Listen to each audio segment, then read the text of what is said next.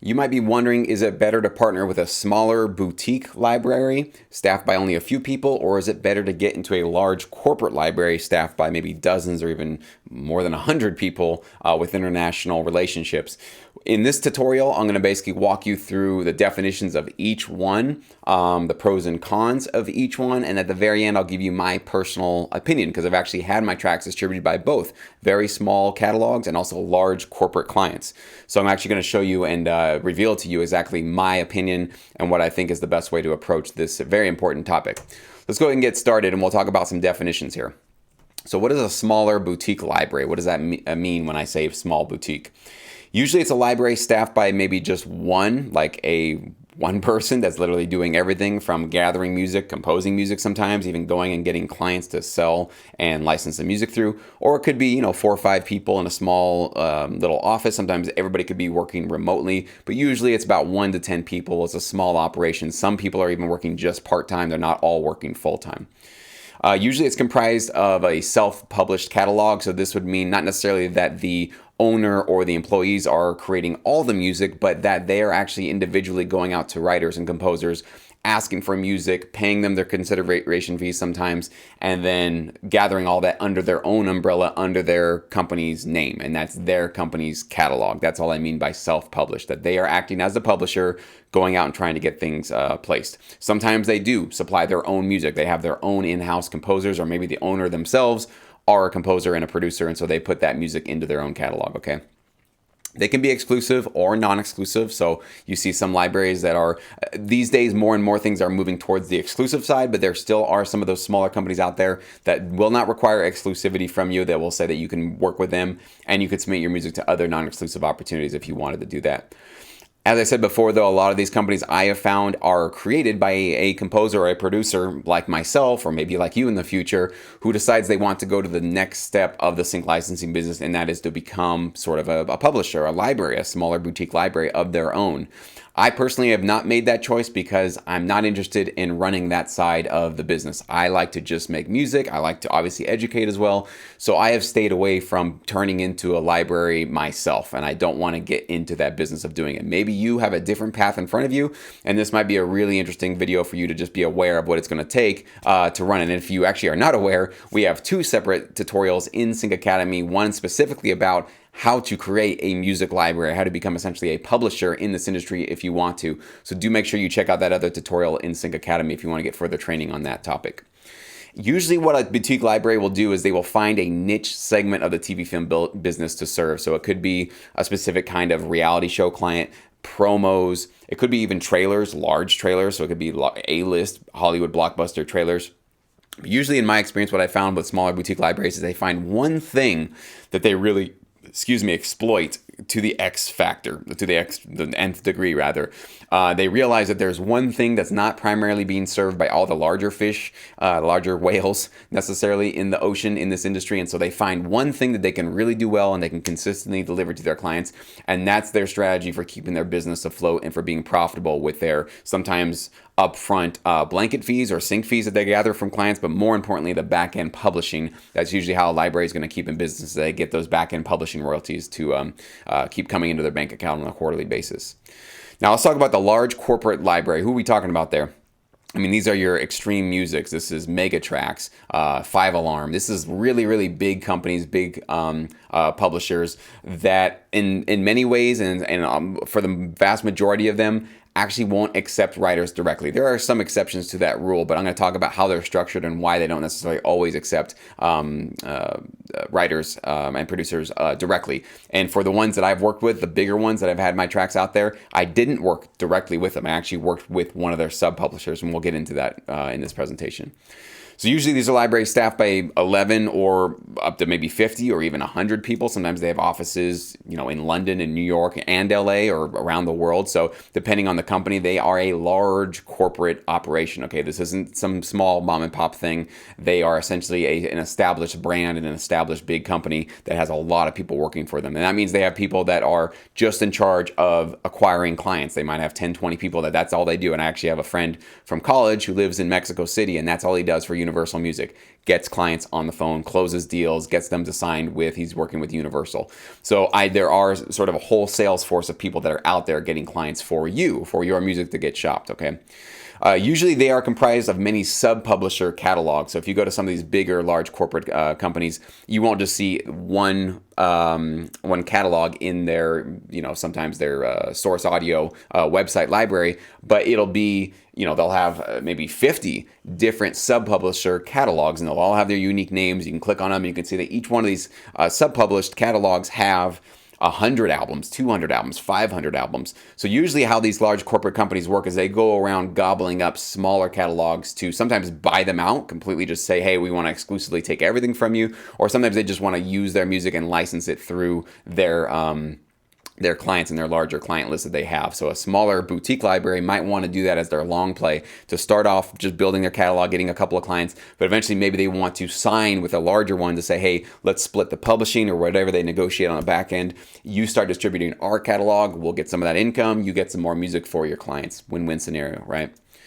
Usually these are going to be exclusive. I don't see too many of these that are going to offer any sort of non-exclusive offers for you guys. There could be exceptions to that rule from what I've seen. If it's a larger company, they want to make sure that that music is 100% staying with their catalog for their clients. It's one of those sort of must-haves for their business model. Often they're created by sales or marketing people. There are obviously some exceptions to this rule. There's definitely going to be musician and producer-friendly people on the staff of these large corporate companies. But a lot of times what I've seen is a lot of the heads of these companies are not musicians themselves. They're usually not producers. They are usually people that are really good at sales, really good at marketing. They really maybe understand the TV business really well, which can be great for you. You don't necessarily need to be submitting your music to somebody that's a producer to really get a great financially beneficial relationship working with them. So sometimes, the sort of best of both worlds, when you have really great composers and creative people, and then you got those great sales and marketing people, that's a great marriage, right? Because that means that there's high quality music being placed and there's going to be some great income being earned. So just to be aware that that is usually the caliber of person you're going to be dealing with these kind of bigger companies. And because they're so large and they have multiple catalogs, they can serve multiple niche needs through the industry. So one large corporate catalog can do trailers, reality TV shows, they can do foreign music, they can do world music, they can do international, they can do basically, because they have so many resources, so much music and so many people to be able to cater to a lot of people, they can serve multiple niche needs. So they don't have to really just stick to really one thing to do it, okay? That does mean sometimes they move a little bit slower than a smaller boutique library. So to change course, a larger corporation, if you guys have day jobs for a large corporation, to make a change, sometimes, you got to run it through this person, it's got to go through that person, and filter its way all the way up to the CEO, and there has to be, sometimes investors that are involved. So usually it takes them a long time to make a change or an adjustment in the industry, whereas a small boutique library can make the change. If it's like a one-person operation, they can make the change the next day if they want to, if they feel it's going to be helpful for their business, right? So let's talk about those small boutique libraries, and I'm going to give you my opinions on the pros and cons of working with them, okay? First pros is that usually the composer will get more attention. So if it's just a smaller company and they only have a handful of composers they work with, maybe 10 or 20 at the most, usually the library owner is not going to be too busy to be able to answer your emails, give you a call, interact with you. A lot of these libraries will have a private network that they can, you can log in and you can sort of interact with them on a sort of private network, or sometimes even just a Facebook group. So a lot of times you're going to get a lot more personalized attention from a smaller company. It's the same thing with the sort of mom and pop shop at your local, you're in your city or whatever. Not always. There can be poor customer service. There can be library owners out there that just neglect their composers. So I'm not saying across the board, but in my experience, usually this is what I find. Because there's a smaller number of composers with the catalog, there's a smaller number of composers that you have to compete with for placements, right? So if you only have 10 other composers that are actively supplying this catalog, and the catalog is getting a lot of placements, and there's a lot of clients using that music, or at least one high quality client using a lot of the music, you have less competition, right? There's less tracks in this catalog for you to actually have to compete with, which is great for you. Sometimes there's going to be a lot of future growth opportunity with a smaller company because they might just be getting in the starting phases of their business. And so if you're one of the few that join on early, that means that you can easily become one of their inner circle members. And that means in the future, when they get those big opportunities, guess who they're coming to? I've definitely seen this in my career many times where I started, I gave a library a bit of a chance. They were kind of in the early phases, but they had some clients. They didn't have the biggest client roster, but I said, I believe in who you guys are, and I think you guys are doing this the right way. I want to start working with you. And it took time, but in due time, some of those really awesome, lucrative things that nobody else got access to got sent directly to me. But that's because I took a risk with them. It's like investing early in a stock or a company and you just believe in it. Usually those are the ones that get the biggest rewards down the road. With a lucrative niche, you can still get huge placements. So there's a misconception out there. Well, it's a smaller company, smaller placements. They're not going to get the big placements. Many small boutique libraries have very solid relationships with A-list trailers, film producers, directors, ad agencies. So don't let that confuse you that you think, well, it's a smaller company, I'm not going to do as well with them. Small companies can still be million-dollar companies, okay? So a guy who's running a singular business, or maybe with a staff of 4 or 5 people, can be running a $1 million operation. It's absolutely possible, and especially with the exponential factor of growth that you can get with placements of your music recurringly playing on TV and getting those placements on the back end. It's absolutely possible. So don't think just because it's a small company, there's nothing big in it for you. There absolutely can be if it's a great run company. So let's talk about the cons. The company could be in the launch phase. It's sort of like the flip side of you giving them a shot when they're in the beginning phases of their business. If they're just in the launch phase, that means it could take a while before they get some clients to start to scale. And this is the same opportunity that I was with when I was submitting to this library. Just a little trickle of opportunities was coming in for about the first year and a half of working with them. About a year and a half after it, though, suddenly we started getting all the few composers that were regularly actively submitting to them. We started to get these updates of like, hey, we just signed with this massive distributor who's going to get tons and tons of radio placements, promo radio placements for radio stations all over the country. They need this music, give it to us. Huge campaign that ended up paying off huge dividends for all of us that were sticking it out. But again, there's the risk though. So it's possible it could take a while before those opportunities come in. It's possible that those opportunities will never come in because the business just doesn't take off. They don't succeed. So just be aware that that is one of the risks you take with a smaller company. They obviously are going to have a smaller sales force to acquire clients. If it's a one guy or one girl, mom and pop operation, really no pop or mom, just one person, well, they are the salesperson and the website operator and the person dealing with you, the A&R and acquiring music and the paperwork, the metadata. They might be doing everything. So that means there's less time for them to go out there and cold call and go to networking events and try to get those clients to start using their music. So just be aware, it is a con. It can be something that can work against a smaller company. Sometimes there's little to no sync fees offered when you work with smaller boutique libraries, and I'll explain to you why that is. For them to outcompete those larger companies that usually do ask for either blanket licenses, that means they've charged their clients like a one-time fee for sometimes a quarter, half a year, or maybe the full year. And in exchange for that blanket fee, they're allowed to use anything they'd like to from the catalog. In order to outcompete that, sometimes these smaller companies who have very low budgets and almost next to no budgets will go to their clients and say, listen, I know you're paying X amount of $100 or $1,000 per track placement when you use this larger company. If you come work with us, start using our music and look at this great quality music, it's comparable to what you're getting there, we won't charge you anything. Now, why would they give music away essentially for free that took a lot of time, effort, and sometimes even the library owner themselves paid consideration fees to get? Well, this is one of those ways where they can really undercut the competition, and they're looking for those back-end royalties from their publishing side of the equation, okay? So it's a longer term play. If they recognize they're not going to be getting any upfront fees, still, if they get no upfront fees from a larger client, but those placements can turn into $50,000, $100,000 per year in back-end publishing royalties because you're just getting that many awesome placements, it's worth foregoing the immediate payoff of those sync fees, and you look for the long end. And then you now have this client that might stick with you for 5-10 years into the future. So it's just a strategy that I've seen a lot of smaller boutique libraries do. But unfortunately, what that means for you is you probably won't be seeing a lot or any of those blanket license fees or sync fees. So it's just something to consider. Could be great in the long run, in the short run, especially for you. I know some licensing producers require, or they really rely on those sync fees. I personally don't. I see them as icing on the cake because they're just so hit and miss. And even when you get offered those opportunities, you're not always obviously guaranteed to get them.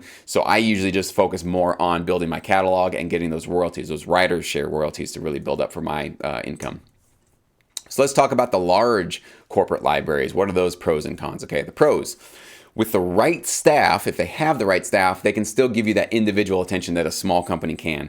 I say that because I've worked with companies that don't have the right staff and I got ignored and I wasn't getting my emails responded to. I wasn't getting callbacks. And so they just didn't have anybody in place to really give me that attention. So I just kind of didn't feel special or important or really that necessary for them. And usually when you see that happening, it's not a great sign that you're going to be getting a lot of placements. But they can have the right staff and they can have a dedicated group of what they call, artist relations or A&R, or they have different titles for them. These are people, their only job is to answer your emails and to get back to you. So if they have them, then you can be in really great hands. Another pro, of course, is that they're going to have the established relationships with A-list clients. A lot of these companies have been around for decades.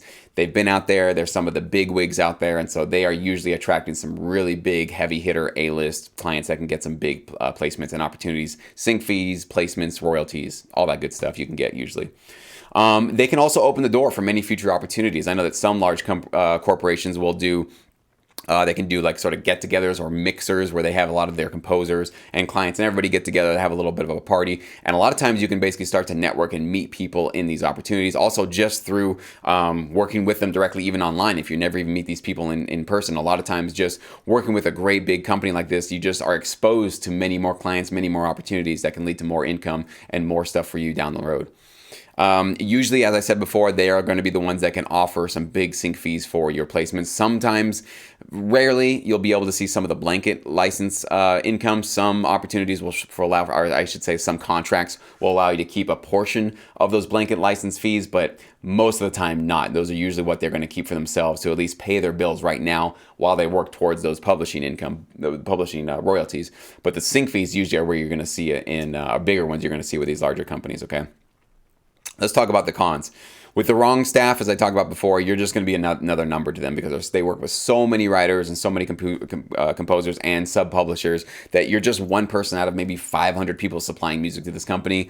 If they don't have the right staff in place, you can just feel like another number to them that if they lose you, big deal. They got 499 more people. So usually doesn't feel good and it doesn't give you that confidence that you're going to be growing with this company if they're not giving you that kind of attention, right? Obviously, there's going to be a larger number of composers that you have to compete with for placements. So you're going to have, again, tens of thousands, maybe 40, 30,000 tracks in the catalog that if your 10 tracks now have to work that much harder and stand out that much more to start getting those placements. So it's just, you're a smaller fish in a bigger pond when you get into some of these opportunities. So it can be a con, of course. And as I said before, sometimes, and I should have said often, they just won't accept composers directly. And the reason for that is because they are in the business of gathering as much music as they possibly can, and the easiest and fastest way to do that is not to sign one writer that might have one album, a 10 or 12 track album, right, and to go through all the process of getting you under the contract and walking you through their process and their submission and their deliverables and all that stuff. But rather, they could just go to a entire catalog that maybe there's a company, a small boutique company that has 50 albums done. They would rather get that one under contract because they immediately expand their catalog by 50 albums as opposed to your one album.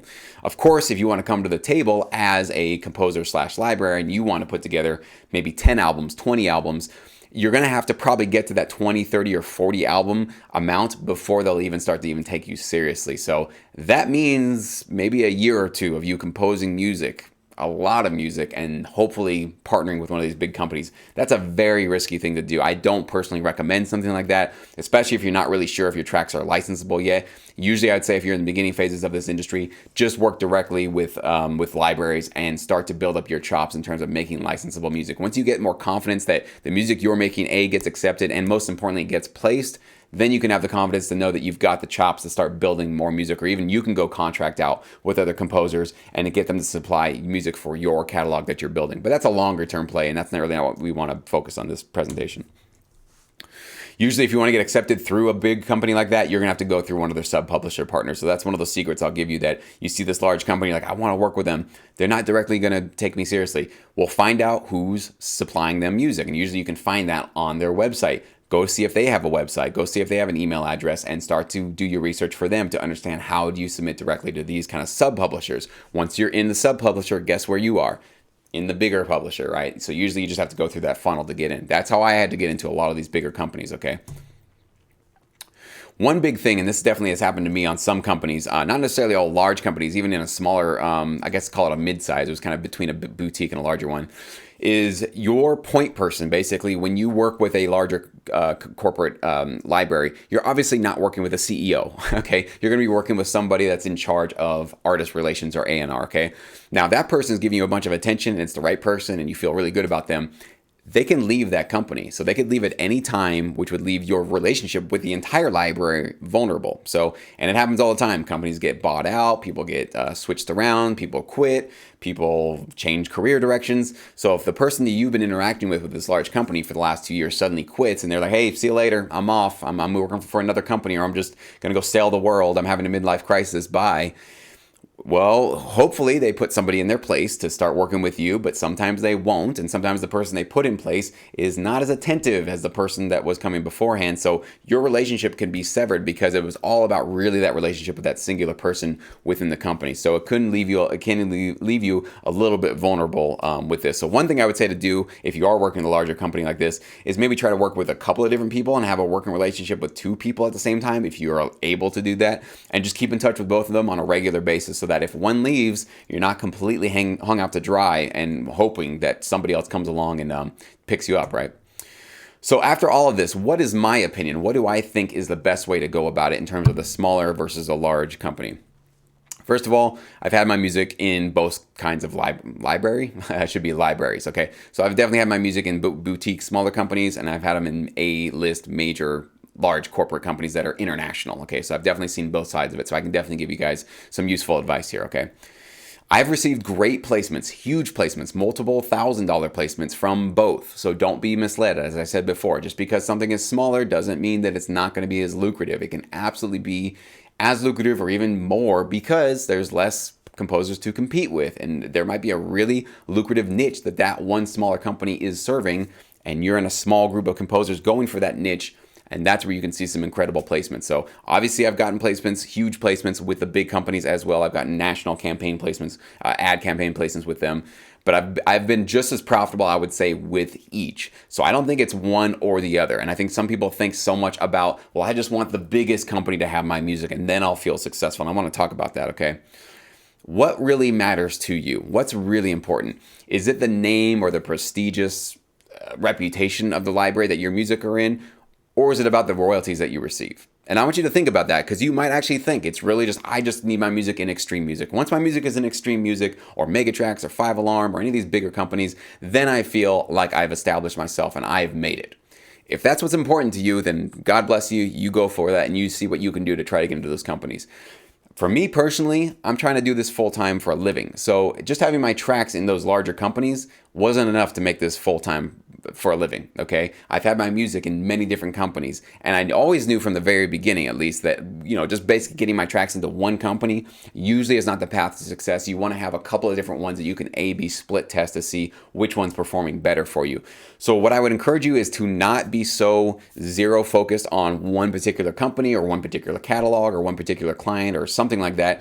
Rather, create a system of success, and a system of success is understanding who you're partnering with, why your music should be really useful for them, and why your music should be jumping off the shelves for their clients, because it's going to make their lives easier and make you more money with your royalties. So for me, I'm about placements and royalties. That's what really matters to me. I don't care if it's a one-person operation who doesn't even have the internet and uses a can and a string to operate his business. If they are able to get me placements, I am on their team. Okay, and that's really my attitude and my philosophy in this business. And I hope you might share that as well. I often found between the larger and the smaller ones, it's the company that gave me the most attention that would also get me the most placement. So if I felt like I was a team member, even some of the libraries I've worked with have flown me out across the country to do photo shoots and to meet people and kind of do a meet and greet. Those are the ones that I'm really getting the opportunities, the custom opportunities, I'm getting the placements, and I feel like I'm being valued and I'm really getting my music a fair shot with their clients. If I was with a company and I heard from them once a year and they sent me some kind of BS newsletter that they just sent to everybody, or I just never heard from them at all, even after I reached out to them to try to initiate some sort of conversation, I'm not getting any love, and usually that means I'm not getting any placements. So you can really measure the strength of your, a lot of times, the relation, or how much money you're going to make with the company based on how rich your personal relationship is with them. Direct emails, direct phone calls. That's why the cattle call companies, where you don't talk to anybody and nobody even knows who you are, you're just another member on a site and you're paying to upload tracks, and they send you this opportunity that also went out to 10,000 other composers. not a path to success, not a path to full-time income. You've got to have personalized relationships with real people, people who have a heartbeat and who really can breathe, okay? As long as my music was useful for a library's clients, I would remain competitive against other composers in the catalog. So this means that even in a larger company, if I was making music and I made this mistake in the beginning of my career where I was just like, I just want to make dubstep music because I think dubstep music is cool. But I wasn't at all thinking about what is going on with this catalog that I have my music through. What kind of placements are they getting? What kind of clients are they working with? And at least getting that conversation going. If I was going through a sub-publisher, asking them what's going on with the larger catalog. What are they trying to get placed? I want to help supply you so that you can supply them and everybody wins, right? So start thinking about this kind of stuff and really put your library's needs first, and that really means their clients' needs first. If you can do that and then you can mix it with music that you love to produce, that's rock star mentality right there. That is going to be $1 million mentality right there, because you're going to be doing what most producers and musicians are not doing. They're just selfishly focused in on the music they want to make right now. Nothing wrong with being passionate and excited about the music you make. Obviously, you got to feel that. But try to marriage the two, where you're actually serving the needs of somebody that can get you placements, that can actually get you royalties. It's a magical thing when those two things come together. And I remember, it always takes two to keep a relationship alive. So don't just wait until a library asks music from you. So whether you're a small or a big company, don't just sit on your thumbs waiting for somebody to ask for something from you. Be proactive. Email them, call them, ask them what's going on. How are they doing? What's going on with their clients? What kind of projects are they pitching for? What kind of music are they low on? What kind of music do you think they might need in 6 months from now? Keep this relationship going, and it requires something from you too. So don't be a passive observer just waiting for somebody to come out and reach to you and say, we need this from you. Ask them, talk to them, just be on their radar basically on a consistent basis, so that when the big opportunities come through, some sync, maybe an international campaign comes in and it's a $50,000 sync fee. Are they going to reach out to you if you're the guy that's just sitting in the background and not even, you're not really a team player, you're just kind of waiting for something to happen? No, they want to go for the person that's hungry, ready to work, who's being proactive. Library owners love this. Any library owner that's watching this video will 100% agree with me that they love people being proactive and showing that they're really the hungriest producer out there. At the bottom line of all of this that you can take away from this: do your research to understand how your music will serve a library's needs. Whether it's a small company or a big company, it's the same concept. They have clients, they have needs. They might have multiple niche needs or just one niche need, but try to understand what that is and how your music can really serve that need. And then, of course, just deliver the best music, the most licensable, high-quality music that you can. You do need to master your tracks. You do need to make sure you can deliver stems, alt mixes, metadata, all that stuff that they might need. We have all tutorials about that here in Sync Academy, so make sure you do check all of those out, okay? But you just rinse and repeat this process over and over and over again, okay? I do recommend you maybe partner with a couple of different libraries and see which one really does the best for you. But this is it, guys. I know it can seem really confusing and daunting. At the end of the day, we are in a service industry. Your music is there to serve the needs of your library. So thank you so much for watching. I hope you found this useful and informative for how you want to decide to move forward in the sync licensing business.